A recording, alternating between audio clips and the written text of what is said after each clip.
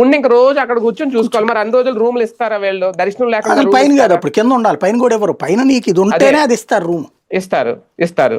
అప్పుడు ఎన్ని రోజులని కింద రూమ్ తీసుకొని ఉంటాడు, ప్రైవేట్ రూమ్? అదే కదా, భక్తుడి కోణంలో నుంచి కాకుండా వీళ్ళు కమర్షియల్ కోణంలో లేదా ఏదో సంస్కరణ చేస్తున్నామని దూరం చేస్తున్నారు. అది ఆలోచించుకోవాలి. అది ఆలోచించుకోకపోతే ఎవ్వరేం చేయలేరు. ఇప్పుడు నేను ఉంది, నాకు ఆశ్చర్యం వేసింది. అంటే ఇక్కడ ఉద్యోగికి నిర్వాహకులకి మధ్యన కమ్యూనికేషన్ గ్యాప్ వచ్చినట్టు. తిరుమలలో పనిచేసిన ఏ రిపోర్టర్కైనా తెలుసు, తిరుమలలో పనిచేసే ప్రతి ఉద్యోగికి తెలుసు, క్రిస్మస్ వచ్చిందంటే అక్కడి నుంచి సంక్రాంతి వెళ్ళిపోయి ఒక 2 రోజుల దాకా ఫుల్ ఉంటది ఖచ్చితంగా. గుళ్ళ దగ్గర పనిచేసినటువంటి వాళ్ళకి ప్రతి ఒక్కరికి కావాలి. ఇప్పుడు నేనే నాకున్న